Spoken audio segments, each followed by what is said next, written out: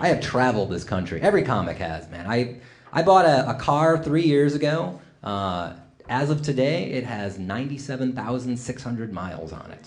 Yeah, I have seen this country. Let me tell you about parts of it, all right? If you're ever in Dayton, Ohio, and you're bored, and you will be, because it's Dayton, Ohio, go to the Air Force Museum. It's the most amazing thing that you can find to do there. It's actually pretty incredible. I'm walking into the place, and I realized, I forgot my wallet in the hotel. So I get up to the front, and I'm like, hey, excuse me, what's the admission price? And the guy behind the counter is like, well, did you pay your taxes?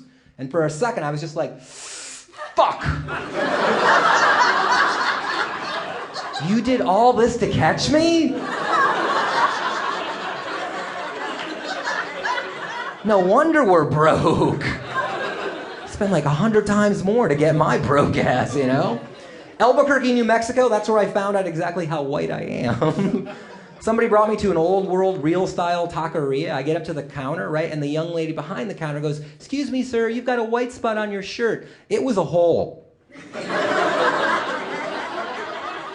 Apparently to people of other color, my natural skin tone looks like paint, you know? That is just awful, man.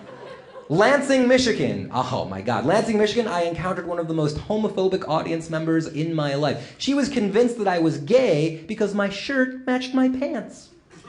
Yeah, that's how narrow-minded she was. Well, if you can dress, you're gay. Like, that's it, you know? And I'm like, because my shirt matches my pants doesn't mean I'm gay. It means I have a girlfriend. That's what it means, all right? And she's always like, you know, I'm going to dress you like a bottom, but you better fuck like a top. Like, okay, got it.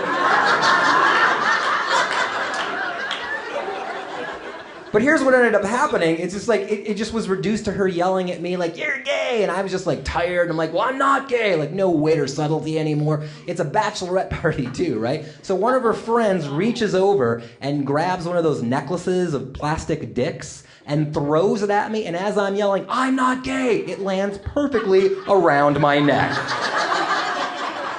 You cannot yell, I'm not gay, with a wreath of cocks around your neck, okay?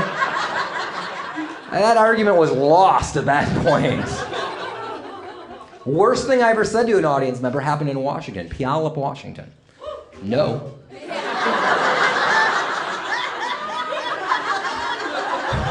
There should be no woo after Puyallup is said.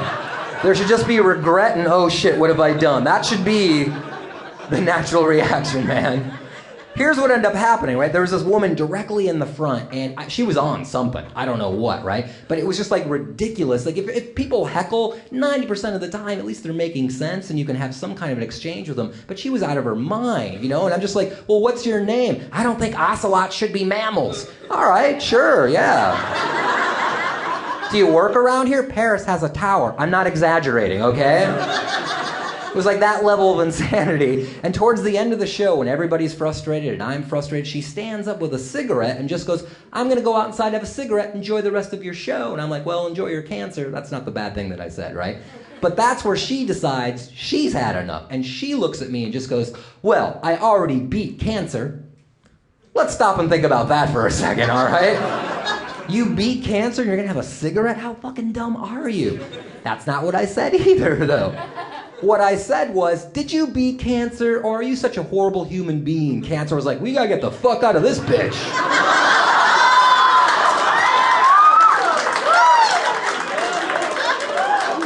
Let me tell you something, show's over at that point.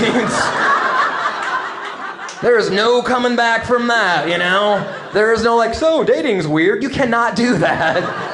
The show is effectively done, right? Here's the weird thing. After the show, her friends come up to me and go, she needed to hear that. What? What kind of shitty intervention did you put together for your friend? You know, it's like, well, we'll just bring her to a comedy show and surely somebody will take care of it, you know?